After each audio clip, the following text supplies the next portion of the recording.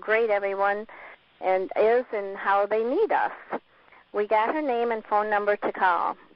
Juanita and I laughed and danced our way around the ship from early morning till late at night, talking about what we would do to everyone we met. From the decks to the restaurants, even into the bathrooms, we talked to them about our bras and about our business. We found something to compliment them on and then brought in what we do and how we can help them with a custom-fit bra. At the restaurant, we would sit next to women, ask where they were from, and that led us into where we were from and what we did and how we could help them. Most of them were unhappy with what they were wearing, so this gave us an in to tell them the perfect solution is what we had for them. Talking to strangers became easier and doable. Telling someone what to do is not the same as showing them. Telling us to talk and make a phone call became easier when all of you gave us the specifics on who to ask for and what to say. This helped a lot. Putting everything together, you feel secure because of the knowledge all of you have been sharing with us.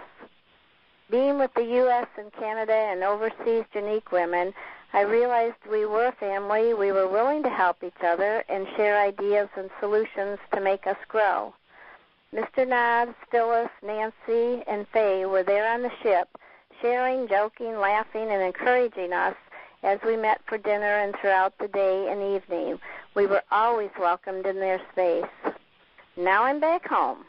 I have called past clients, doctors' offices, women's groups, and to set up bra shows. I have talked to women just the other day, and I happened to run into a great niece of Chickie Downs because I said, I'm the bra lady in Michigan, and she says, well, my aunt, great aunt, is a bra lady too, and that was weird.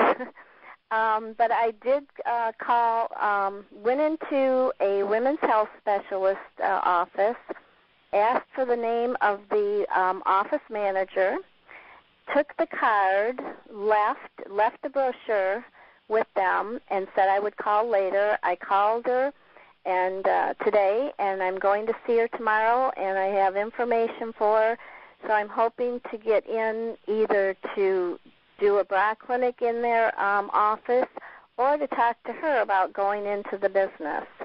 I talked to another woman about the business, and it is like driving a car. It does need practice, but you can do it. And thanks to all of you. I think we'll have a great business going now.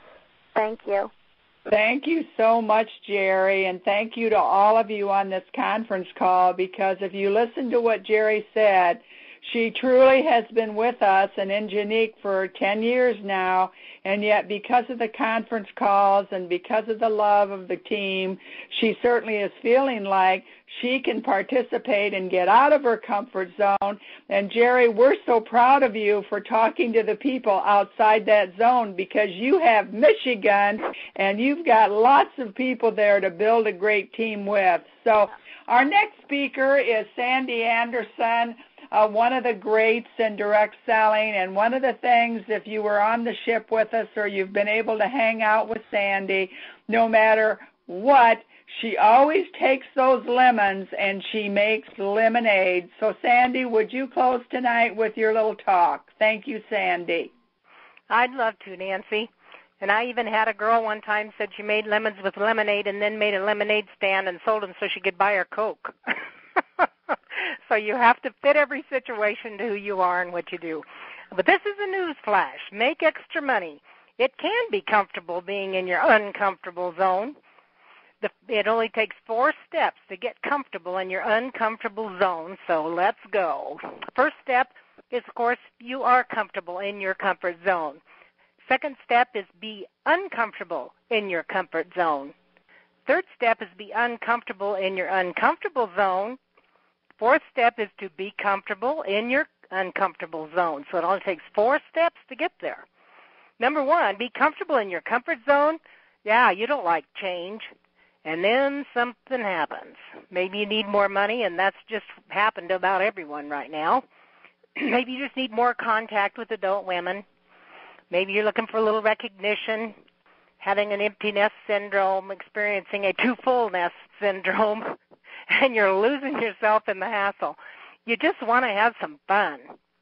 Okay, now you're uncomfortable in your comfort zone, and now you need and have to make a change. Move out of the zone that no longer meets your needs and take a deep breath, and guess what? Now you're uncomfortable in your uncomfortable zone, but as you begin to make changes, you begin to get excited. You're bringing some money in that gets your budget back in balance. You're making new friends who nurture your positive side. You're earning prizes and even trips, becoming the best you can be. Better meets the needs of those around you. Finding a new, exciting you, and having a blast doing what you're doing. Surprise! Now you're comfortable in your uncomfortable zone, which soon becomes your new comfort zone. But that's not the end of the story, only the beginning. This is the circle that spirals you to the top. So start all over again, because now you're comfortable in your comfort zone, and you can move on to the next level. You know, I remember getting the kids off to bed back when I started in 1971 and sneaking out to the combine cab to cry. I was so scared, and I didn't want anybody else to know it, of course. I'd borrowed $1,000, and this was in 1971, and I knew I had to pay it back. I had to leave my comfort zone and sell those bras. After all, if I allowed my fears to stop me, I certainly couldn't pay back the loan. I didn't have a choice, thank goodness. Very soon I was having a ball being with my friends and neighbors and meeting their needs for the best bra in the world. When other women saw how much I loved the business and they knew I was making good money, some of them said yes when I asked them to join me in the business. And because they needed a sponsor to get started, I told them I'd love to sponsor them. Many more said no. If fear had kept me from asking, I knew I would have the same results as if they all said no. But there was a chance that some would say yes. I went for it. I went back to the marketing plan and studied it till I knew it inside out. The more comfortable I was with my presentation, the more fun it became, and I was hooked on this numbers game. I needed them, and they needed me, and working together makes the success that much more sweet. Through the years, I was in and out of my comfort zone, but each time I reached a new comfort zone, it didn't take me long to charge on again. It was the only way to grow. With faith and perseverance, I found my goals and my confidence growing by leaps and bounds. I began to look forward to new challenges, and I am looking forward to building activity with my team again. I need to step out of my comfort zone and run the race set before me. Well, maybe run isn't quite the right word for me these days, but I still remember the story of the turtle and the hare, and I still remember who won that race. I'll strap on my perseverance and faith and rely on that stubborn streak that has become my friend. Uncomfortable zone, here I come.